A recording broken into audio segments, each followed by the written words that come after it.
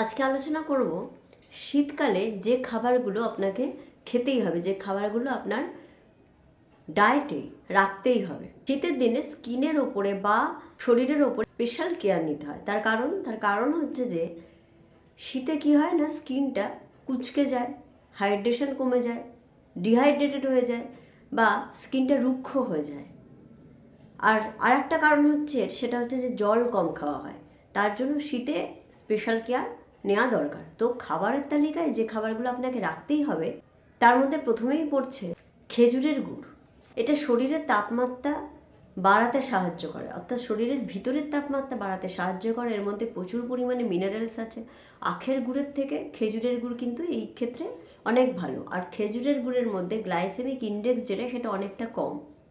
তবে যারা diabetes patient তারা খেজুরের গুড়টা অ্যাভয়েড করবেন বা অল্প পরিমাণে খাবেন। এই খেজুরের গুড় যদি নিয়মিত বেসিসে অনেকে রুটির সাথে খায় বা অনেকে পায়েস করে খায়, এই গুড় যদি অল্প বিস্তর এই খাবারের তালিকায় রাখা যায় তাহলে যা যা নিউট্রিয়েন্ট যেগুলো রয়েছে সেগুলো কিন্তু ভরপুর মাত্রায় পাওয়া যায়। নেক্সট হচ্ছে লাল আলু বা মিষ্টি আলু, যেটা শীতকালে প্রচুর পরিমাণে পাওয়া যায়।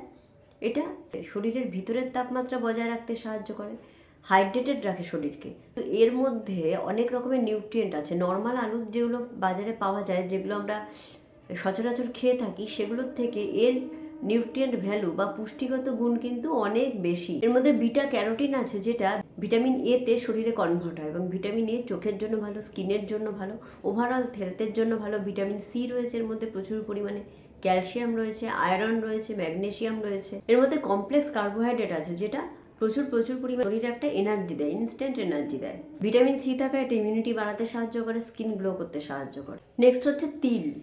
তিল সাদা রঙের দেখতে হয়, যেমন ছবিতে দেখানো হচ্ছে।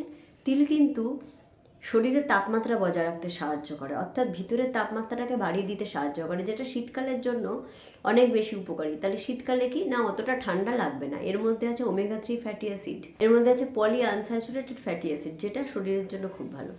তিল খেলে গা হাত পা ব্যথা, টান ধরা এগুলো কিন্তু কমে যায়। এর মধ্যে ভিটামিন সিও রয়েছে, ক্যালসিয়ামও রয়েছে প্রচুর পরিমাণে। তবে তিল রোজ বেশি পরিমাণে কখনোই খাওয়া যায় না। 1 চামচ তিল, ছোটো চামচের 1 চামচ তিল আপনি প্রতিদিন খেতে পারেন। তাও প্রতিদিন না খেলে অল্টারনেট ডে খেতেই পারেন। সেটা নানাভাবে স্মুদির মধ্যে তিল ছড়িয়ে দেয়, স্যালাডের মধ্যে তিল ছড়িয়ে দেয়, তিলের বড়া খায়। তিলের মধ্যে ম্যাগনেসিয়াম, ফসফরাস, ফোলেট, আয়রন অল্প পরিমাণে সব কিছুই আছে, যেটা আপনার সব রকমের নিউট্রিয়েন্ট ঘাটতি যেগুলো রয়েছে বা যেগুলো ভিটামিন রয়েছে, মিনারেলস রয়েছে, সব রকমই অল্প পরিমাণে পাওয়া যায় এই তিল খেলে। 4 নাম্বার যেটা বলবো সেটা সব থেকে গুরুত্বপূর্ণ, এর গুণ বলে বোঝানো সম্ভব নয়। সেটা হচ্ছে আমলকি। আমলকি হচ্ছে শীতের একটা ফল, যেটাকে ইন্ডিয়ান গুজবেরি বলে। এটা অতিরিক্ত ভালো। এর মধ্যে সব কিছু আছে, কি নেই এর মধ্যে? অ্যান্টিঅক্সিডেন্ট আছে, ভিটামিন সি প্রচুর মাত্রায় আছে। আপনি হয়তো জানেন না, একটা কমলা লেবুর মধ্যে যা ভিটামিন সি রয়েছে তার থেকেও বেশি ভিটামিন সি এই আমলকির মধ্যে থাকে। এর মধ্যে খুব ভালো কিছু অ্যান্টিঅক্সিডেন্ট আছে, যা কোলাজেন তৈরিতে সাহায্য করে, সেল ড্যামেজকে প্রিভেন্ট করে, যার জন্য বয়সের ছাপ পড়তে দেয় না, শরীর থেকে টক্সিন বের করতে সাহায্য করে, ইমিউনিটি বাড়াতে সাহায্য করে, সর্দি কাশি ঠান্ডা লাগা কমিয়ে দেয়। এর মধ্যে বায়োটিন, ভিটামিন ই প্রচুর পরিমাণে আছে। এর মধ্যে এমন কিছু জিনিস রয়েছে যেটা চুলকে খুব ভালো রাখে। চুলের জন্য আমলকি খুব ভালো। যাদের চুল পড়ার সমস্যা আছে তারা প্রতিদিন একটা আমলকি এই শীতের কটা মাস যদি খেতে পারেন তাহলে চুল পড়ার সমস্যা অনেকটা কমে যাবে। 70% এই চুল পড়ার সমস্যা, চুল পেকে যাওয়ার সমস্যা এগুলো কিন্তু কমে যেতে পারে। এই খাবারগুলোকে শীতকালে অ্যাটলিস্ট খাবারের তালিকায় রাখুন। আর শীতকালে আমাদের জল খাওয়ার প্রবণতাটা কিন্তু কমে যায়, যেহেতু পিপাসা আমাদের কম থাকে শীতকালে, যেহেতু ঘাম কম হয়। কিন্তু শীতে শরীরে স্পেশাল কেয়ার দরকার, শীতে হাইড্রেশন দরকার স্কিনে। তাই জল প্রচুর পরিমাণে খেতে হবে।